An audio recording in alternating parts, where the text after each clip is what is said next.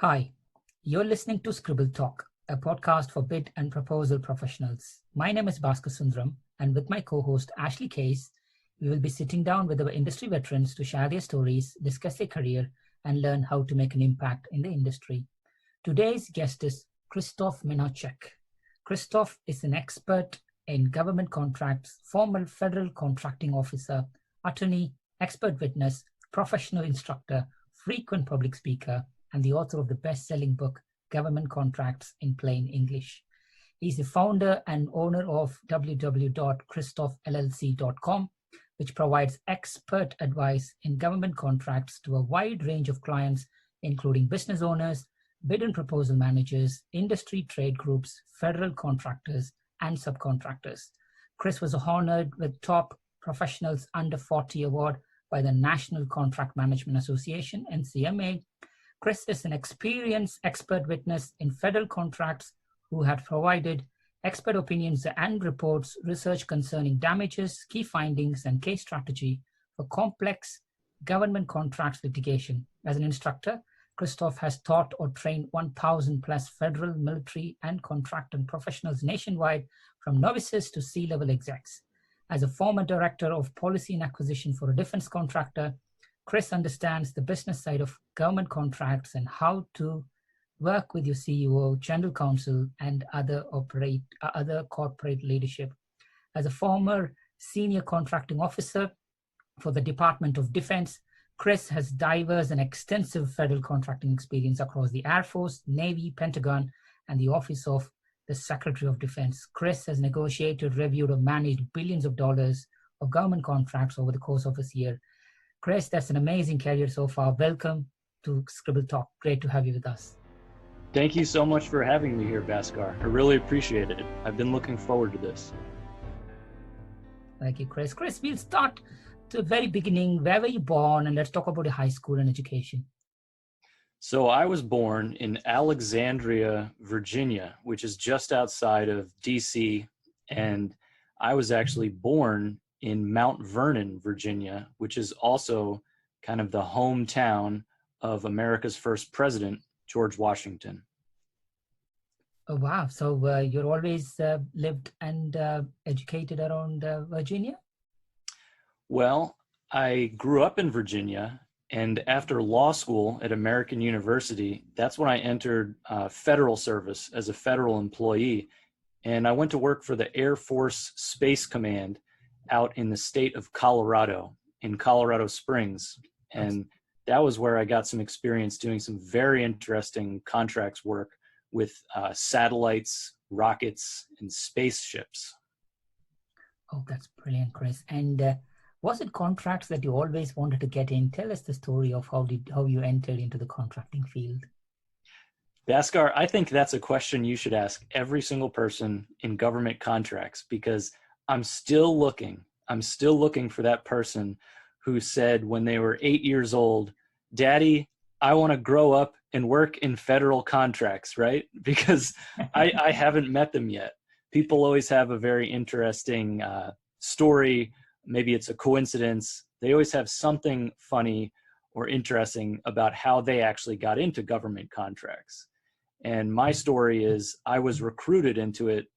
In law school, I was recruited into something called the Presidential Management Fellowship. And that's a special program for federal agency leaders to kind of rotate them through different federal agencies in leadership positions. And my first position was with Air Force Space Command. And the job description said, contracts negotiator, contracts manager for space-based weapons systems and satellites. All these interesting things. And so I can't say that when I was young, like a little boy, I can't say that I wanted to work in government contracts. I didn't really know. But when I was graduating law school and I saw that job description, I could have worked at any federal agency in a wide range of different positions that were offered to people who were presidential management fellows like me. But the one that jumped out to me, how could I resist? It said contracts negotiator for satellites, rockets, and spaceships. And I thought, yeah, that'll be a good use of my, legal education and ability to negotiate. So I really jumped at that. And the rest is history. Wow, over the years, Chris, I know I gave a bit the longest introduction we ever had for Scribble Talk. So you had such a diverse career, Chris. If you could pick up some of the memorable efforts that you have done on your contracting career and share maybe three experiences, that'll be brilliant. Yeah, so I'm lucky in that I've worn a lot of different hats in Mm, government contracts. So I've worked as a federal employee for the government, negotiating for the government as a contracting officer for the Air Force, Navy, and the Pentagon. And then I also did a brief rotation, a special rotation as a legal advisor in the JAG office, that's Judge Advocate General for the Air Force. So that was another perspective. And then I went into private industry and I got to work as the director of policy and acquisitions, the director of government contracts for a defense and information technology contractor firm as well. And then as the owner of a small business, I provide consulting. I act as an expert witness as well during litigation over government contracts. And then I also teach. So out of all these various hats that I've worn, I think my favorite parts of that would be when I was doing my rotation as a JAG acquisitions attorney. And then when I became an expert witness, I think I find that very enjoyable. And then my third favorite would probably be teaching. I really do enjoy teaching classes on government contracts. And I teach to the federal employees, to the military, and then, of course, also to private industry professionals and companies. And my mother was a teacher, and maybe that's how I got the bug, but I've always enjoyed teaching. I find that very rewarding. wow, that's beautiful, Chris. Chris, in the three things that you just mentioned now, Chris, can you pick up one or two examples and share us, what you really enjoyed in those one or two projects? Sure. Well, let's talk about teaching. So when I'm consulting or teaching, it's interesting because I get a wide range of input. I get to meet people and professionals from really any position you can imagine. So when you sign up for a course on government contracts, you might be an entry level contracts manager who has a supervisor, and you're just learning about the federal acquisition regulation and proposals and bids. Or you might be an attorney. You might be an attorney who suddenly has a job where they have to deal with the strange laws around government contracts. Or you might be the CEO of $1 million corporation running an entire business and worrying about the profit and loss and all of your 500 employees. So whenever I'm teaching, it's always interesting to hear the questions and the experiences of the students and the professionals that are in the course. And over all these courses that I've taught, I've ran into some very interesting people who've had some great stories. One of them, for instance, was involved with the most frequent GAO protester ever. So the GAO is one place where you can launch a bid protest if you say lose a government contract or the solicitation is unfair and you want to protest the terms. Well, there was a company that actually has over, I think it's over 2,000 protests. It's definitely over 1,000. Now, Bhaskar, that's an incredible number, right? I mean, if you said that you've protested 20 times, they'd say you must be a veteran of a big company or something, right? But this guy, he protested over 1,000 times, and I think it was over 2,000 times.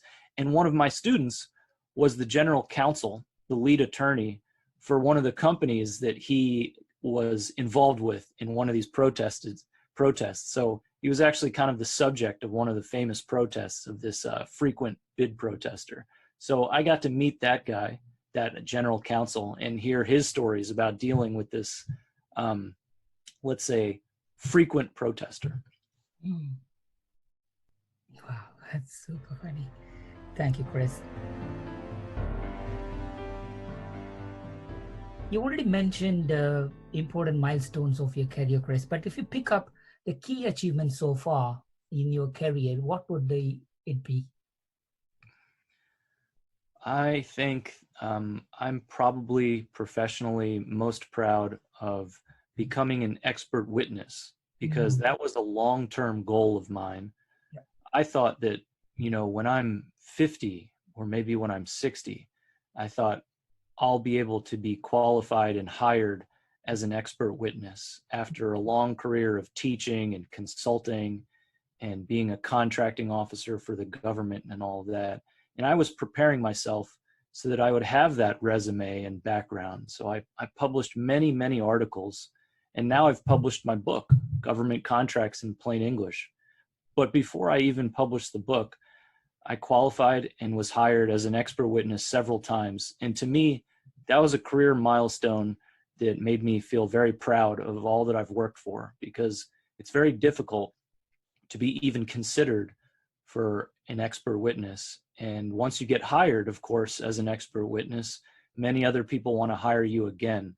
So for me, a few years ago, I felt that I was very lucky, very blessed to be able to get hired as an expert witness at a relatively young age and to achieve a goal that I set out for myself that was very clear and direct. And I was very happy that I achieved that goal faster than I thought that I would. That's brilliant, Chris. So, Chris, tell us 3 things not many people know about you. 3 things not many people know. Okay.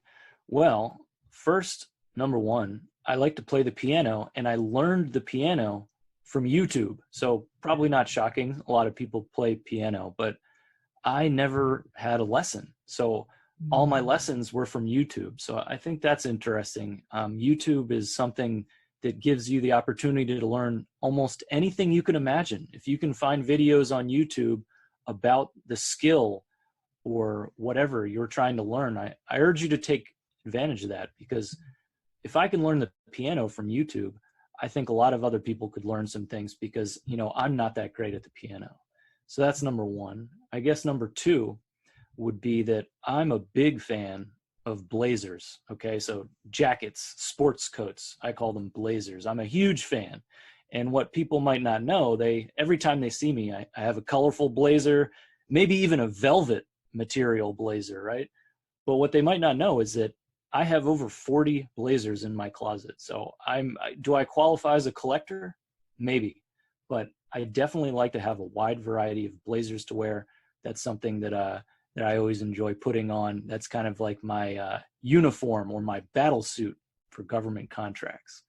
Nice. And then you said you wanted to know 3 things, right? Mm-hmm. I guess the 3rd thing would be that I like chess. Oh, wow. Chess is a very, very ancient game that we've had over many different cultures. And I think you can draw a lot of parallels between chess and business. Because with chess, you have to plan ahead. You have to think about what other people are doing. You have to get inside the mind of your opponent, just like you have to get inside the mind of your client or your customer. And chess very much encourages long-term planning, persistence, practice, and improving your skill. And of course, chess is an intellectual pursuit. And I think any successful businessman would tell you that it's important to develop your mind, your skills, and to read as much as possible. And I'll throw in a 4th one for you also. My 4th one is that I love to read, and my favorite thing to read is nonfiction. So what people might not know is that of all the books I read, at least 9 out of 10 are nonfiction. And then every once in a while, I'll treat myself and read some fiction. But I always like to read nonfiction, because then I'm enjoying the reading and I'm learning something too. Wow, that's so powerful, Chris. And we will touch some of those things when we talk about the random rapid fire question. That's great.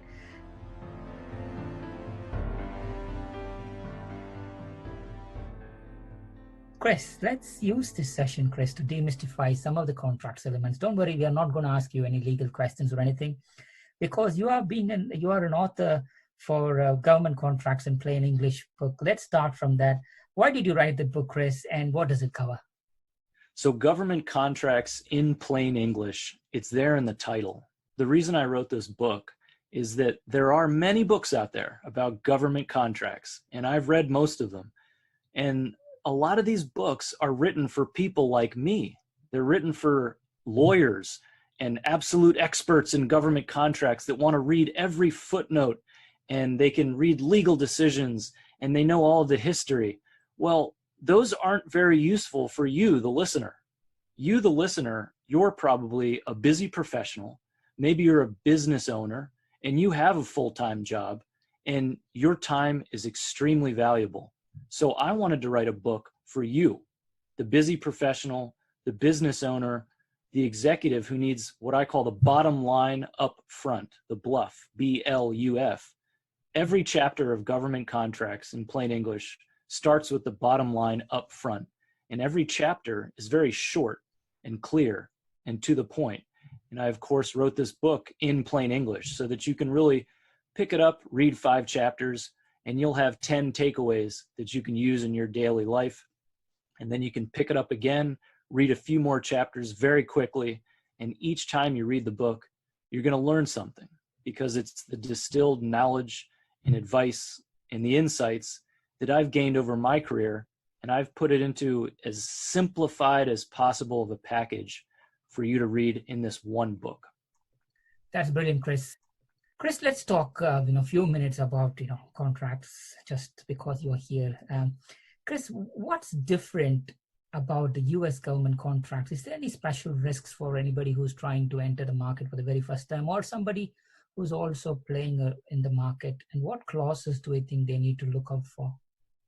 Great question. So government contracts, first of all, United States federal contracts, what we're talking about is the biggest client in the history of mankind ever. There's never been a bigger client. The United States government is spending $1 trillion per year at least, and that's $1 trillion with a T per year, making it the biggest client ever. And so with great risk comes great reward. So let's talk about the risk. Government contracts is very different from other business rules and business laws that you've encountered.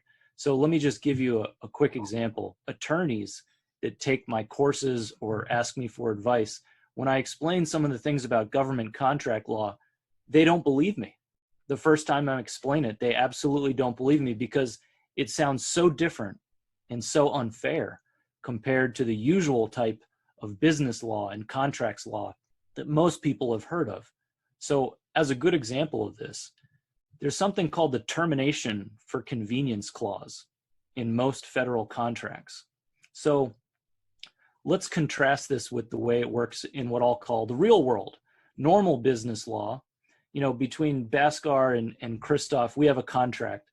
I'm going to pay Bhaskar $50 million, let's say, hypothetical, $50 million over 5 years. And, Bhaskar invests some money and hires some employees and builds buildings because he knows he's going to get $50 million, right? He's relying on that contract. Well, let's say I terminate the contract in year 3. I break the contract. I walk away.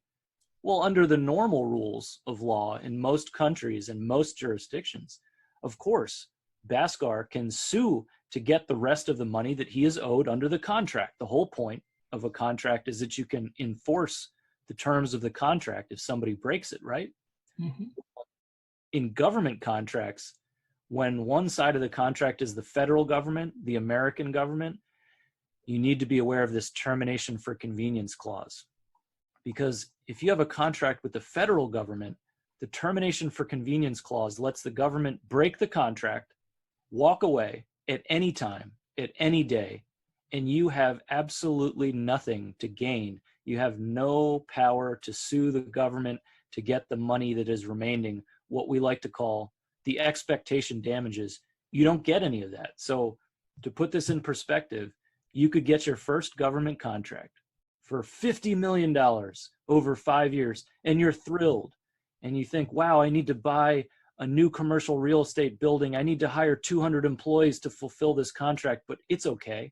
I'm going to be making $50 million over 5 years or whatever. Well, the very next month, or maybe the very next year, or maybe even 2 years into the 5-year contract, at any time, the government can exercise its termination for convenience, close the contract, basically fire you, and then you get nothing. You can't take any of the money back from the government. They owe you nothing. They walk away from whatever point they're at that very point in time. So things like that are kind of scary for government contractors. Another thing I'd point out too, when you're dealing with the federal government, you have to worry about things like the False Claims Act, which is a a criminal law. It also has civil aspects to it. But whenever you're providing things in writing to the federal government, you have to be very careful about the accuracy of what you're disclosing. And then I'll give you a third one. You know, in private sector business, your pricing and the way you got to your pricing, that's very important. You know, that's a trade secret that you want to keep because you've worked for that, you've earned it. Not something you would share with the world or with one of your competitors or one of your buyers. But when you deal with the federal government, in many cases, the government will demand or require that you submit your pricing data. And it's called cost or pricing data. And they'll even make you certify to the accuracy of it sometimes. So that's another strange thing that you might encounter when you get a contract with the government. They might actually demand that beyond the bottom line price, they want to know exactly how you got to that price. And that includes your direct cost, your rate buildup, your indirect costs, and everything else that you would never dream of sharing with any other company that's potentially a competitor. But when it's the government, the theme that I'm getting to with all of these examples, the federal government is the biggest client in the history of the world, and they know it. And they know it, and they show it, because all the rules and the laws and the regulations, not all of them, but most of them, favor the federal government, because the government is very powerful. They have a lot of money to offer, so they know they can exercise that authority. How should companies influence the solicitation terms and conditions? That's number one. The second one is, from your experience, how do you think we need to approach litigation if we either choose the contract or even lose the bid?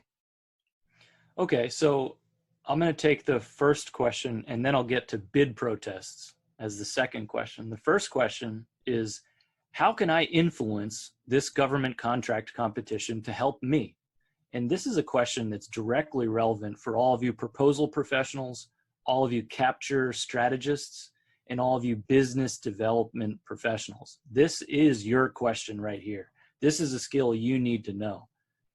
During the market research phase, that's before the solicitation, that's where you can really show your value to your clients. Because before the solicitation comes out, that's probably the most powerful time for you to influence your chances of success. So before the solicitation is even created and released, the government contracting officer, they're going to perform market research and they're going to determine what's out there, who is out there, what can I buy? And most importantly for you, they're going to be looking out for, are there any small businesses that can do this work? And not just small businesses. Are there any women-owned small businesses? Are there any service-disabled veteran-owned small businesses? And all of the other small business categories. So there are a few laws and regulations that will actually require the government to set aside certain contracts for small businesses, or for women-owned small businesses, or whatever subcategory of the small business. So what I'm getting to is, during the market research phase, any information that you provide to the government about the type of business that you want to win, that could help you secure the contract. And let me give you a specific example. When the government sends out a request for information, sometimes they call it a sources sought notice. So request for information or sources sought notice, that is your opportunity to influence the contract, because the government is looking to see, are there any small businesses? Are there any women-owned small businesses? So if you work for or own a small business, you should absolutely respond and say, yes, I'm a small business, and yes, I can perform this work, and here's why it would be appropriate for this contract to be set aside for small business. Because of course, if you can get the contract set aside for small business, you've just shut out every single one of your competitors that is not a small business. Now, that helps out the small businesses who can get the small business set aside, but the same rule applies to large businesses, okay? So even a large business should always respond to the request for information, because they can influence the contract to not be set aside, right? Because if it's set aside for small business and you work for a large business, you have 0% chance. You can't win. You can only be a subcontractor. So even if you're a large business, you could write back to the request for information, and you could say, we are a large business. We have this capability. We've performed it for decades. Here are a few examples of our successful performances. And we recommend that you do not set this aside for small business. Now, you're going to want to have some reasons why, but there are plenty of good reasons why something should not be set aside for small business. For instance, you could say, this requirement is so large, so complex, and so geographically distributed that you should rely on a large business like my large business, because a small business will not have the capabilities, will not have the backbench, and will not have the infrastructure to handle this contract. So in summary, influencing the acquisition before the solicitation comes out is really how all the professionals do it. And the way they do it is by providing information to the government in response to the request for information or the sources sought notice. But also, I would add, Bhaskar, don't be afraid. Even if there isn't an RFI or a sources sought notice, there's nothing stopping you at any time from contacting the government before the next contract is renewed and giving them the same information, even if they didn't ask for it. There's nothing wrong with you helping them out with their market research, and then having that market research influence your company in a positive way. That's brilliant, Chris. That's very useful.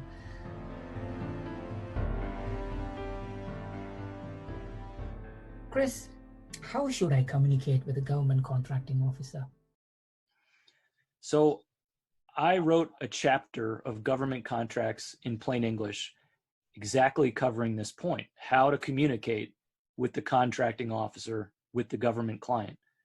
I should know, I was a contracting officer, and I did deal with proposal managers and contractors and business development people from industry when I was a contracting officer.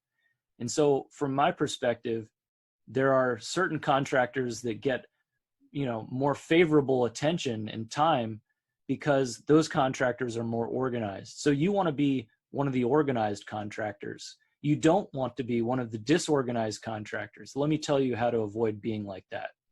The way to get on the good side with your government contracting officer is to make sure that your communications, when they're written, they're flawless. So when you write an email to the contracting officer, to the government client, you're going to want to proofread that email. You're going to want to read it 3 times. Make sure there are no errors. Don't waste the government's time. The contracting officers are very, very busy all the time. So anything you do to waste their time means that in their mind, you're probably not at the top of their list. So when you're talking to them on the phone, don't just pick up the phone. Pick up the phone when you have a plan. So I like to say that every phone call with the government client is worth 1,000 emails. And every in-person meeting with the government client is worth 1,000 phone calls. So when you get that phone call, or when you get that in-person meeting with the government client or the contracting officer, you need to have a plan. You have to be organized. You should have a call to action. You should have something that you're specifically asking for. Don't ask the government to solve your problem.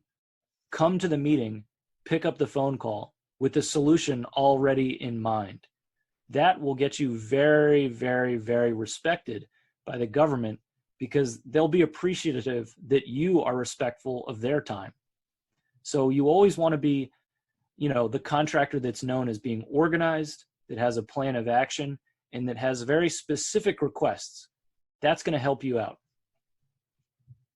That's great, Chris. So, Chris, the last one is, the contracting is, to a certain extent, is a very dry subject. And you have done your best to demystify that to make it more reachable for the guys. At the same time, you have been an avid contributor to APMP. You have been a keynote speaker in the 2020 Capture and Business Development Conference, and also I saw you at the 2018 APMP Bid and Proposal Con. Can you share some of your association with the APMP, how it all began, and your journey so far, and any memorable contributions? So yeah, as you've said, I've spoken as the keynote or panelist or otherwise at several APMP chapters, and it all began with the CEO of APMP, Rick. So Rick and I met, got to know each other, and I started working with APMP and contributing to these conferences, and it's just been a blast. APMP is a fantastic organization, and I think it's great. It has excellent leadership with Rick Harris at the top, and it really shows.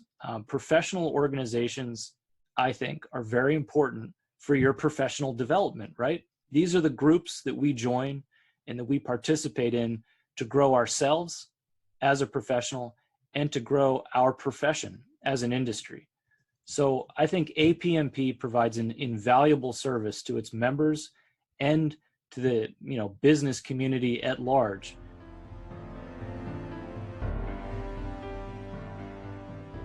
Chris, let's loosen up a bit and let's move into our rapid fire random questions. So you can relax and it will be fun. So let's start with 3-4 things that you mentioned already, Chris, about your, the first one is piano. Why piano, Chris? And what YouTube channel did you use to learn?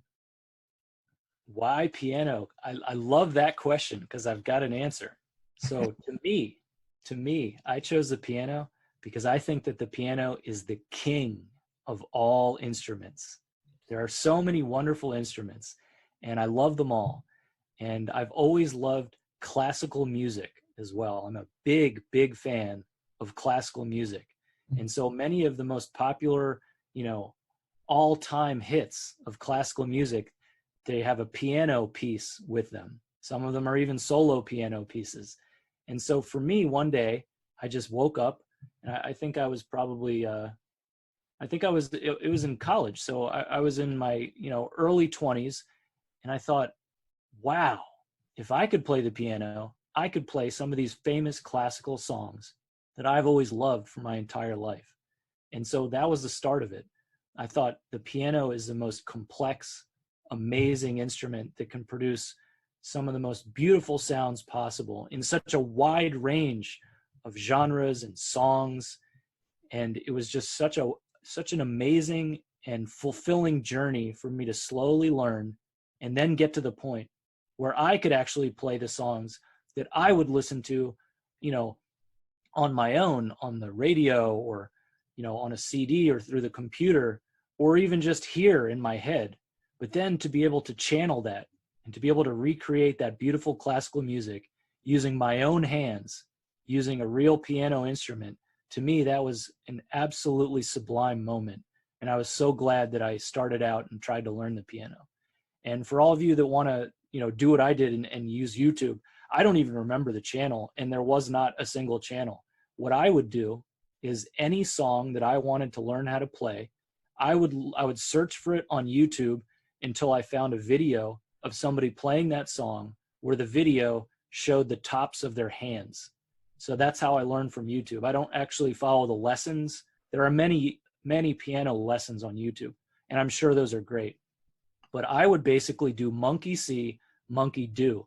So I would watch the video over and over, and I would look at their fingers, and then I would copy them. And it's as simple and as strange as that sounds. That's exactly how I learned all the songs that I know on the piano. Monkey see, monkey do, by using YouTube videos.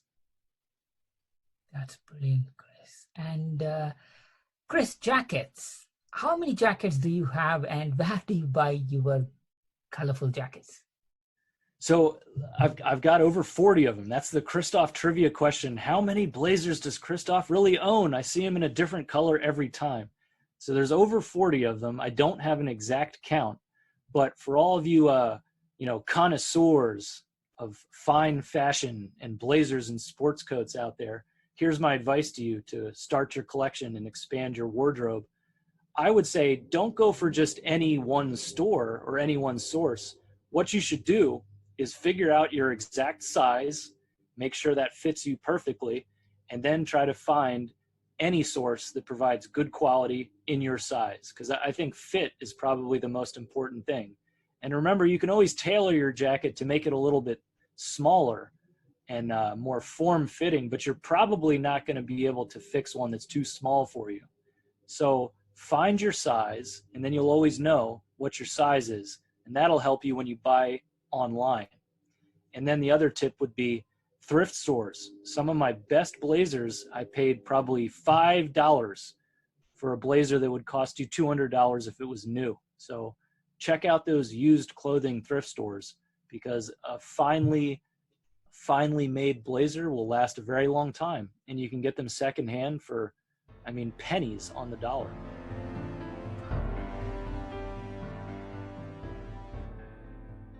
Chris, now let's officially enter the rapid random fire question round. So what was your favorite toy when you were a kid?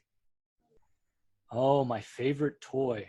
I'm going to have to go with my dinosaurs. Nice. That's what I could have answered about.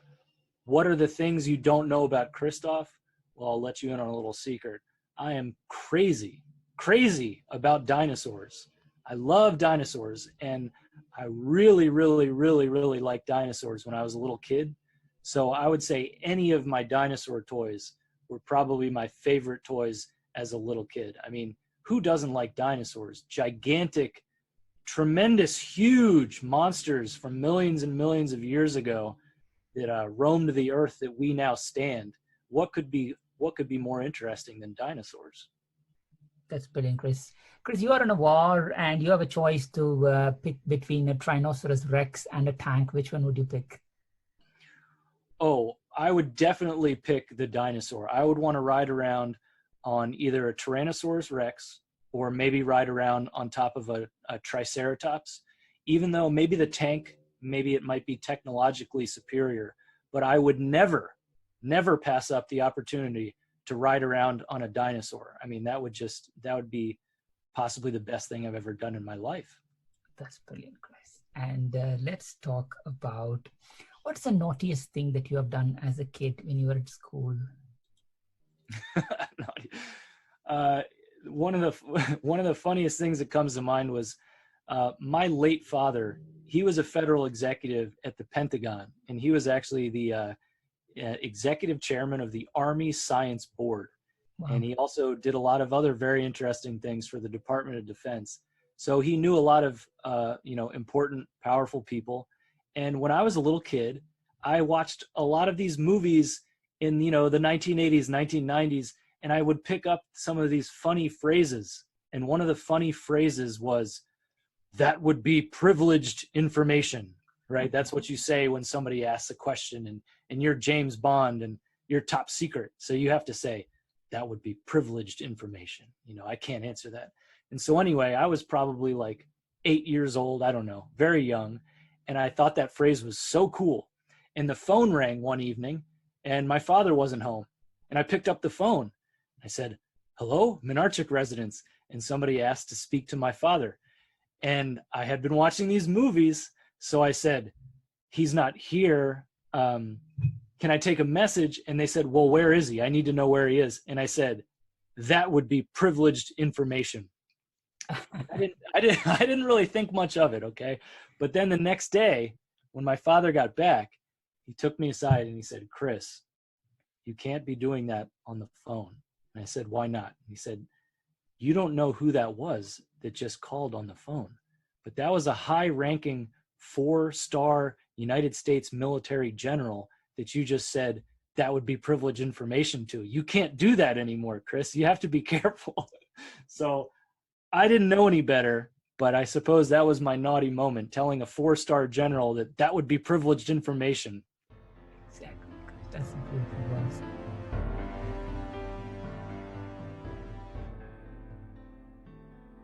So, Chris, do you have any nicknames? Yeah, Christoph is a nickname. So, Chris or Christoph, they're both nicknames. And then some people shorten it. Some people just call me Stoff, like the end of it. Nice. That's great. Have you ever sent a text message or an email to a wrong person? I don't think so. No. Count me lucky on that one. I don't think I really have. Maybe. If I did, it didn't cause any hilarious after effects. That's great. So if you could eat only 3 foods for the rest of your life, what would they be? Ooh, that's a tough question. 3 foods for the rest of my life.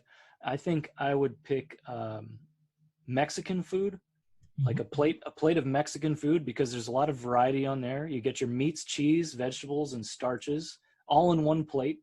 So I do Mexican food, and then I'd probably go with pizza with salami on it. And then for my third choice, maybe I'd say a basket of fruit, because I'm a big fan of fruit. It's nature's candy, and there's a wonderful variety out there. That's great. Balanced diet there, Chris. Nice. And you didn't pick up a particular fruit. People tend to be caught with this question. I would pick up a pizza or banana or something, but you are you are quite clever on that. You had a Mexican, which means that could be anything, and then you had a basket of fruits that could be anything. That's great. So well done. Baskar, I'm like the guy that he rubs the lamp and the genie comes out and he says you have 3 wishes. I would use the first 2 wishes, and then on the third wish, I would ask for 10 more wishes, right? That's what I did there. Yeah, so let me ask the question. If a genie does come to you and grant 3 wishes, what would wish do you ask the genie for? Ooh, well, first, of course, I'd ask for more wishes. Um, and then one of the wishes that I would definitely do, we talked about dinosaurs. I would wish that dinosaurs would come back. And let me just explain further. I have seen all of the Jurassic Park movies, so I understand the risks and I know that it's dangerous. But even though I understand the risks of Jurassic Park and the dinosaurs going wild and biting people, I think it's worth it because I love dinosaurs that much. In fact, I always said if there's some sort of a company that is, doing like, I don't know, genetic research, like in the movie Jurassic Park, and they're really trying to bring back the dinosaurs, if they ask for investment capital, I will give them my own money to make it happen. That's how much I care about dinosaurs. So I would wish that we could have dinosaurs roaming the earth once again. I think that would be incredible. Bob, if any of our listeners just looking for any funding for genetic dinosaurs, Yeah, hit me up. Christoph is available. And he can also tell you all the legal terms as well that comes with an extra. Oh yeah, I would love to be the general counsel for the real Jurassic Park, right? I mean, no liability there to worry about, right? Oh man. Exactly, Chris. So, Chris, what will you do if you have a time machine? Oh wow, if I had a time machine. It's funny. I was just watching Back to the Future, the famous movie, and Back to the Future too. So if I had a time machine, where would I go? Would I go to the past, or where would I go to the future? I know I would go into the past. I would want to go meet Aristotle. I would want to go meet Alexander the Great, and I would go want to meet the conquistadors of the Americas. And I would definitely want to go back into the dinosaur times in my time machine. Definitely. I'd probably do that first, in fact. The first stop would be, 70 million years ago. I'd go want to look at a Spinosaurus. That's interesting, Chris. Let me have a follow-up question from there. You're planning the most awesome dinner party of your life. Which 3 historical figures, past or present, would you add to your guest list to keep your dinner talk interesting? Wow. Okay. So I get to pick 3 at my dinner party of anybody throughout history, right? Because your favorite is autobiographies, right? I'm sure you have enough inspiration from there. Yeah, that's why this is tough, because I before we started, I told you how much I like to read biographies of famous people. I think I would have to choose. That's so hard to choose. I would definitely invite Aristotle, Jesus Christ, Okay, philosophers, and Alexander the Great. But I'd have to get to him before age 32 because he died young. But I bet you he could tell some great stories of when he conquered almost the entire planet. Gotcha. Alexander was buried alive, right? Was he really? Yeah.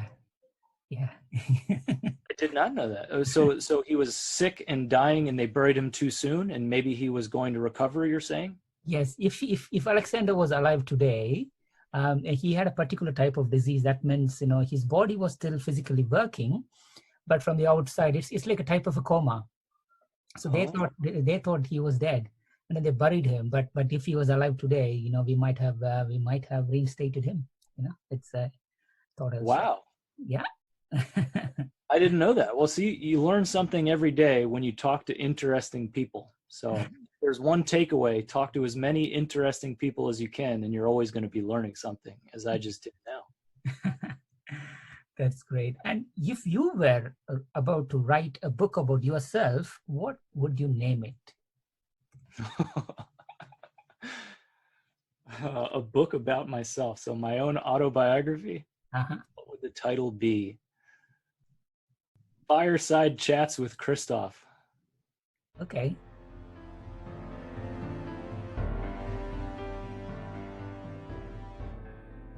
So what's the weirdest thing you have ever eaten? Oh, there's quite a few. There's Mm, actually quite a few. So I try to eat as many different, interesting foods as possible. I'm adventuresome when it comes to eating food. So one time, I'll list a few. I've eaten some strange things. I ate a scorpion once. nice. Um, I ate I believe I've tried alligator, and alligator was actually delicious. And then I've also tried iguana, and iguana is a delicacy in El Salvador and some other countries in the Americas. And I actually had some barbecued iguana one day. So I'm sorry to all of you that have iguanas as pets, but I did try iguana once.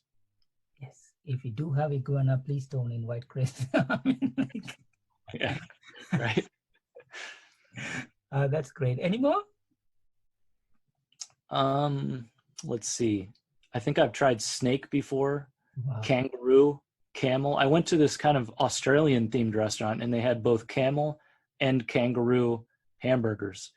And to me, it just tasted like a hamburger. So I Mm. thought that was good. But I'll tell you what, my big wish list, I like to try the different meats. Let's get back to that theme, Bhaskar. If we could bring these dinosaurs back, I would eat a dinosaur steak. I would love that. I thought you love dinosaurs so much, but you just want to bring back dinosaurs to eat and play. Oh my God, that's great. I love Sure, it. sure, all day. That's interesting. Yeah, good. Now I haven't got that exotic. I think all I have done is frogs, worms, and little bits and pieces like that. So that's great. Yeah. Okay, let's have some logical questions, Chris. Having lawyer on the side, very rarely this happens. What comes first, Chris? Chicken or egg? I think the chicken. Hmm. I think the chicken comes first. The Do you logic. want the follow-up answer of why? Yeah.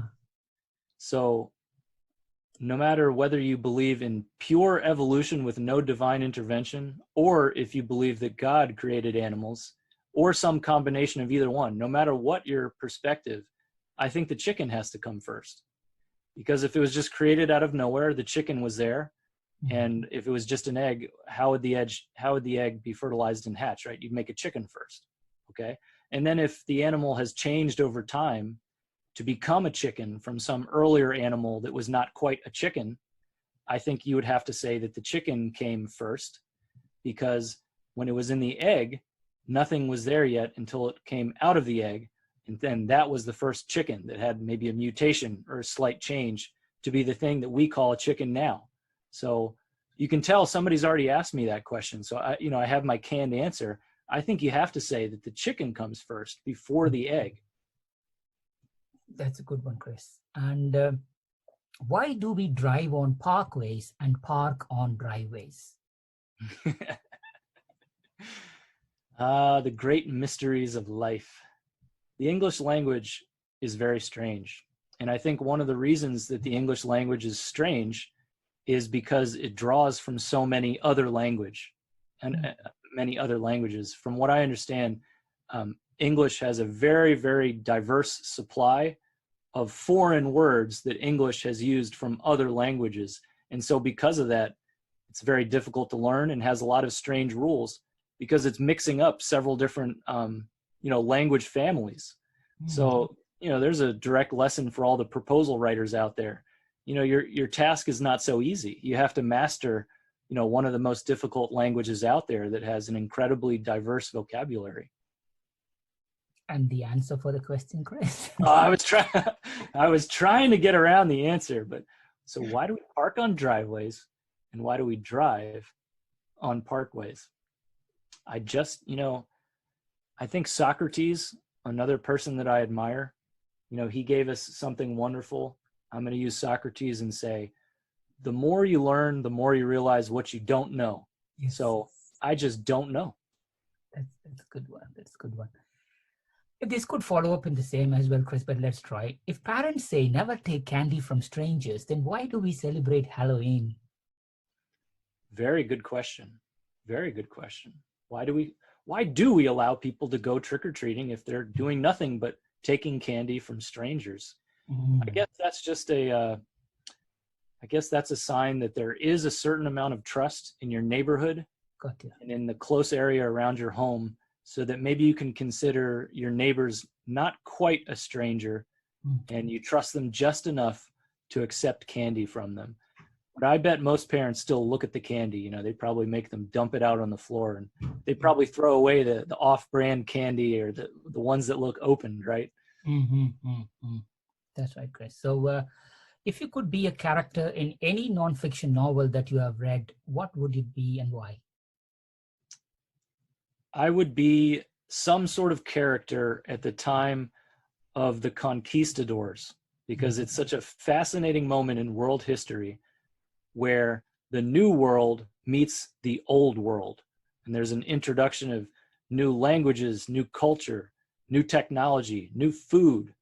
All kinds of things are being introduced across two different, land masses and continents, and it changed history forever. So I'd like to be somewhere in the mix when the conquistadors came to the new world. That's great, Chris. And what's something that you have tried that you will never, ever try again? Tofu. I do not like tofu. That's a good one. So you were bitten by a vampire. What's next? Oh, well, I would definitely go into my coffin and sleep, because the coffin doesn't really sound that bad to me at all. I mean, I'm sure I have a lot of people out there listening that are, they have this in common with me, that they really enjoy a good night's sleep. Sleep is one of the most important things for health. And if you get a good night's sleep, you feel great. So to me, I've always envied the coffin that the Dracula and vampires get to sleep in, because I bet you it's very comfortable in there. I bet you it's very cool, very cold, very nice temperature, and very dark, because the coffin has a lid. So if I became a vampire, the first thing I would do is I would open up that coffin, I would climb inside, and I would take just a wonderful nap. That's a good one, Chris. And what internet site do you surf to the most? Probably the one I read the most is I would say probably any of the search engines. So DuckDuckGo, that's a good one. I'm sure everybody's heard of the most popular one, Google, and any of those search engines, because there's always something where I go, what's that? I need to learn more about that. And I type it into the search engine. So for curious people like us, the internet is a gold mine, because any time of day, you might learn of something new, and then you can take a few minutes, look it up online, and you might learn something. So I like using the search engines, and that's probably the most common website I'm using. Nice. Last two questions, Chris, before we move into gratitude round. If you could date any celebrity, who would it be and why? If I could date any celebrity, geez, I'm going to have to pass on that answer, because my wife won't appreciate it if I answer that. So pass. I know she will listen to this. That's a good one. She'll be proud of you now. Yeah. Let's do. Okay. If you're a professional wrestler, what would your ring name be and why? Oh, that's easy. Christoph, the Count Mlinarchik. So, the count for 1, 2, 3, and you're out. Looks like you already thought about this, Chris. And yeah, if you were held at a gunpoint and told that if you didn't impress them with your dance move, you would be killed, what dance move would you bust out? Oh, easy question. And I could have answered this see, it's all coming back to me now when you ask me what are the things you don't know. So what dance move would I bust out to save my life? The moonwalk. So what you might not know about Christoph Mlinarchik is that he can do one of the best moonwalks you've ever seen in your life. It'll knock you out flat. That's it, Chris. Next time when I meet you at an APMP con or somewhere else, that's the first thing I would expect you to do, Chris. That would be a hit. I could just moonwalk across the stage and then start talking about government contracts. The crowd would go wild.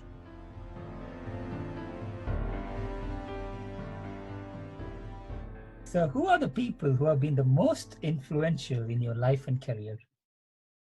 So when I started my career, back when I was a federal employee, I was at Air Force Space Command, and I was very lucky to have some great supervisors and mentors. So Jim Hageman, if Jim Hageman listens to this, Jim Hageman is the man. He knew so much about contracting, and I learned a great deal from him. And then one of my supervisors was Lisa Spencer. She was a wonderful boss, knew exactly what to do in any scenario of government contracting. And then also Lily Cardenas. Lily Cardenas was the one who taught me the basics, the 101 of government contracts. Lily Cardenas is the one that walked me through how to put together a government contract file. Back when we didn't do electronic, everything was paper copies. And that was, one of the very first things I did when I was very junior in my career. And Lily Cardenas taught me how to do it right. And in your life, Chris? In my life? Mm-hmm. Oh, who are my great mentors in life? I would say my late father, Ron Mlinarchik. He taught me a lot of important lessons about what it means to be a man and to live a good life. Maybe how about your wife? I will absolutely give credit to my wife, who stands as an example for us all about how to be a wonderful, beautiful, sweet, caring person. We should all be more like my wife, and the world would be a better place. Oh, that's so beautiful, Chris. And what one trait you really like about yourself, Chris? I got to go with the blazers. I'm a big fan of blazers. I admire blazers when I see anybody wearing them. And I appreciate whenever I put on a good blazer. I look in the mirror and I say, wow, it should be illegal to look this good. Mm-hmm. That's great. Chris, we are living in this COVID lockdown period. What have you observed lately that reminded you that people are good? So I have an interesting perspective on whether people are naturally good or naturally bad. So some people think that people are naturally good. I don't. I think that the norm, the default, is that people will not be very good. And I think that people have to be taught. They have to have morality, or maybe religion, or some sort of social guidance from other people so that they can develop virtue and honor and ethics. I think that comes from learning and from other people. So for instance, if somebody is just out in the wilderness with no humans, I think that they will be very much like an animal, and they will not have virtue, honor, or decency. They will not have those traits. So whenever I see anybody doing anything good, to me, that's always a reminder that we have to continually, by our actions, we have to continually sustain goodness. We have to have people who are always learning how to be good from others. And some of the examples that I see now that remind me of why we need to always encourage people to be good. I see young people going out and shopping and getting grocery items or supplies for elderly or sick people that don't want to take the risk to go out and shop for themselves. I think that's a very good sign to see, because it shows that there's young people that are respecting their elders and that are caring for their elders. And I think it's also a very good sign in general, because it's the strong helping the weak. And I think that's a morality lesson that we can apply almost anywhere. That's beautiful, Chris. And who's the kindest person you know? The kindest person I know is my wife. Easy answer. And what's one kind or thoughtful thing someone did to you recently?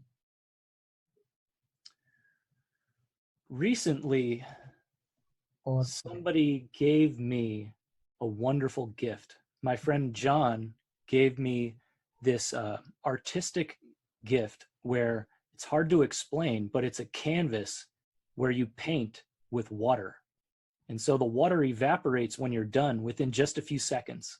So you dip your brush in water and the water shows up as if it was paint on the canvas. And then you can reuse it over and over and over again. So my friend John knows that I like art and that I like painting. So he gave me that gift. I thought that was very thoughtful, and I've enjoyed it ever since. oh, that's nice, Chris. And who haven't you met recently and that you hope that you are doing okay? We are doing okay. Oh, there's too many of them to name, right? Because it's been so hard to go out and meet people lately. So you have to deal with just the phone call or, an internet meeting, webinar type of thing like we're doing. So I think there's a long list of friends that I would like to meet and hang out with. And I hope I get to meet them all soon. One of my good friends is Harold Patrick Clifford Brown. I hope to see him soon. Nice, Chris. And looking back to our final 3 questions, Chris, what's one thing you wish you had known when you began your career? So here's my advice to everybody. Here's what I wish I knew. Nobody will be looking out for your career. They might. You might be lucky. You might be very lucky, and you might have a mentor that will help you chart and plan your career and what you want to do. But my advice to you is that generally, this will not be the case. So what you need to understand is that you have to take your destiny in your own hands. You cannot expect others to give you guidance or ideas or help. You can ask, but you can't expect it. So my advice to you is to think long-term about where you want to be and what you want to do. And when you have the long-term goal, you need to also think about your short-term intermediate steps to get there. Because many people have very lofty goals. They say, I want to own a business. That's nice, but you also have to write down and plan for the intermediate steps. Getting clients, raising money, forming infrastructure, hiring employees, picking a market. That's where all the hard work is, in the intermediate planning. So just like back to chess, you got to think short-term, medium-term, and long-term. So think about your career, plan it yourself, take your destiny into your own hands, and don't forget about the medium-range planning, because that's the tough part, getting there. That's beautiful advice, Chris. And Chris, a successful career, a published author. What's next for you, Chris? What's next for me? Well, I hope that Government Contracts in Plain English continues its excellent sales. It's been a bestseller, flying off the digital shelves on Amazon. And next for me, let's see. I hope the book continues to sell, and maybe there will be a sequel. Maybe there will be another book. Maybe I'll do bid protests in plain English or proposals in plain English, something like that. Maybe I'll even start an entire series of, something in government contracts in plain English, but that's to be determined. That's brilliant, Chris. Chris, is there any part of your life or career that we haven't touched that we can maybe revisit in the final 2 minutes? Sure. So I'd like to talk a little bit more about why I wrote Government Contracts in Plain English. Mm-hmm. So before I wrote the book, I wrote many articles, and I want to encourage the readers out there to write articles because, again, I think that a professional is defined by their actions. And I think one of the best actions you can take is writing an article. I've been published, I think, over 75 times, something very high number of times, many, many, many publications. And each time is something that improves me because it's a challenge. And when you have to write something down and condense it into an article, it really refines your own thinking, and it helps you understand that topic more. And you're also giving back to the community because you're helping other people understand a complex topic in a very simple way. So over time, I published so many of these articles where the theme was always the same. I would pick a different topic in government contracts that was very complex and that people were struggling with. And then I would distill it, I would condense it, and I would simplify it in a way that anybody could pick up that article and read it quickly, and they could understand and learn very, very fast. So over time, people kept asking me, they'd call me and say, Christoph, I read the article, great job, where's the book? And people kept asking, where's the book? When are you going to write a book? So finally, after years, I released the book in November 2019. And I had been secretly writing the book. I just didn't want to tell anybody because I didn't want to be the person who says, yeah, I'm writing a book. And then a year later, people ask. So I kept it quiet. I planned ahead. I had my secret book writing time. And then I eventually launched it. That's a great final note, Chris. I mean, you're right. Start somewhere and progress, and the articles led to book, and book is leading to bigger and better things for you. So Chris, thank you so much for your time today. It's been a real privilege to have you with us at Scribble Talk.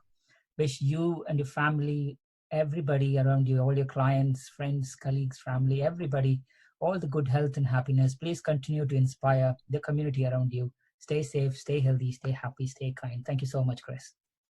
Thank you very much, Bhaskar. And anybody that wants to contact me can go to www.christophllc.com, or you can email me at christoph@christophllc.com. Look forward to hearing from you all. Thank you, Chris. To our listeners, thank you so much for tuning in. Please visit batchuscribble.com/podcast to listen to this episode and check out any of our other previously recorded episodes. If you've enjoyed today's interview, don't forget to subscribe, review, and share the Scribble Talk podcast. We hope you'll check out our next episode where we interview another industry expert and special guest. Until then, it's Ashley Kays, Bhaskar Sundram, signing off.